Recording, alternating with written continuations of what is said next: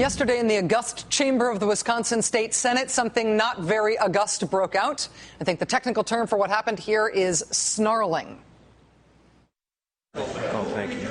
You're out of order. Take your seat. Cullen. Continue the roll call. Cullen. Go ahead. Go ahead. Darling. Ellis. Aye. You there, blocking the television. Take your seat. That's what it has been like in Wisconsin this year, ever since Governor Scott Walker proposed his big union stripping bill, threatening, even as he announced it, that he would call out the National Guard if he had to. The governor's actions igniting loud, endless protests day after day for weeks and weeks. The great sleepover in the Capitol Rotunda, school kids and farmers on tractors marching across the state. Back then, you will remember the governor justified taking away union rights in Wisconsin by saying it wasn't a rights issue. He said it was just a money issue. Wisconsin was broke, busted, swimming in red ink. Remember that the union stripping thing was passed as something called the Budget Repair Bill, part of something called the Budget Repair Bill. Wisconsin had an immediate shortfall of $137 million. And Republicans said the first part of fixing that, of repairing that, was to take away union rights. Even then, the explanation seemed a little weird. Public sector unions made financial concessions, but the governor rejected their concessions. Then Republicans in the legislature passed the union stripping thing in a new bill they said had no fiscal impact, even though they had justified it all along by its supposed fiscal impact. The courts are still trying to sort out if passing it that way was legal. But now, this far into the story, a funny thing has happened on Wisconsin's way to the supposed poorhouse. Wisconsin got way less poor, $636 million less poor. Wisconsin, like a lot of states, suddenly finding itself in the happy position of expecting way more tax revenue than they'd previously projected. In Wisconsin, it's $636 million more over the next couple of years. So now can we stop with the union stripping thing? No, we cannot. Republicans not only not scaling back on their response to the emergency that's no longer so dire, but racing forward with a new union stripping bill, this one specifically for cops and firefighters, changing jobs that used to be filled by civil service employees into jobs filled by whoever the governor wants to fill them, new unprecedented veto power for Governor Walker over state regulations.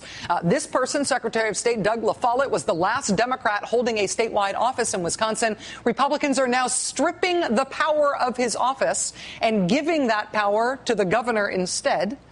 The committee stripping the powers of office from the last surviving Democratic state official in Wisconsin would not even accept his testimony as Secretary of State on what they were doing. They would not allow him to speak.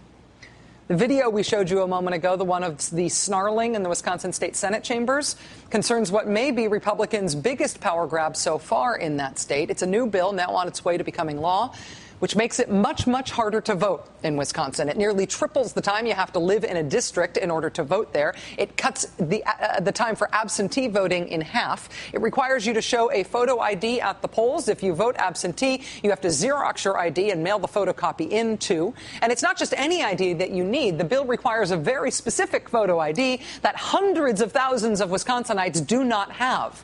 According to the Wisconsin legislature's nonpartisan fiscal bureau, 20% of people in Wisconsin don't have the kind of ID that will now be required to vote. That's what they were fighting about in the Wisconsin State Senate yesterday. A bill that makes it harder to vote. The new law would say, for example, that you can use a student ID in order to vote.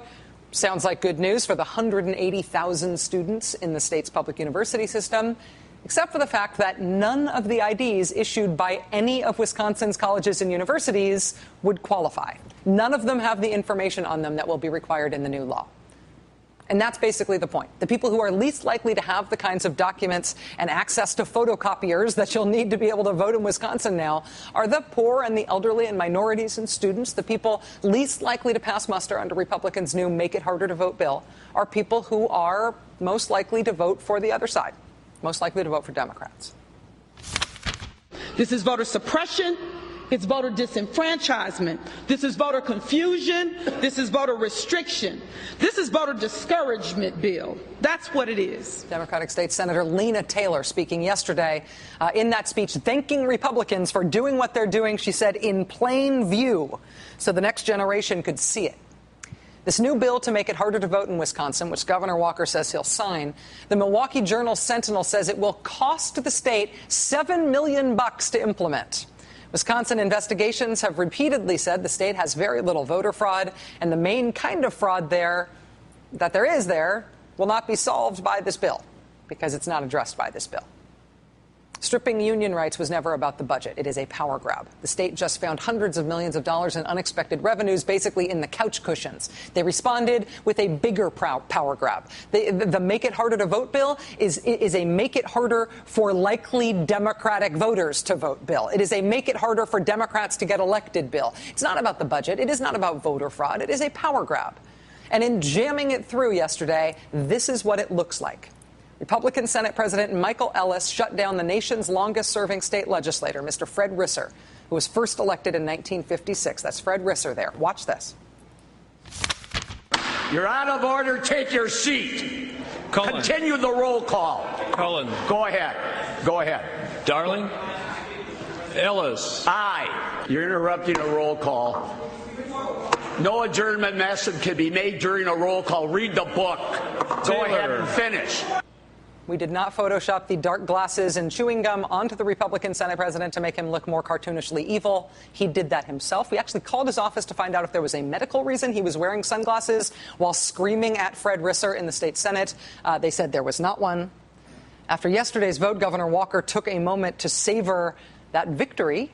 He tweeted, quote, "Glad that photo ID bill passed. I authored that bill 10 years ago." Yes, Governor Walker, you do own this one. You have been waiting a long time to pull something like this off. Joining us now is Democratic State Senator John Erpenbach of Wisconsin, who voted no on the new restrictions on voting in Wisconsin. Senator, it is nice to see you again. Thanks for being here. Thank you, Rachel. How do you think this voting restriction bill is going to work in your state?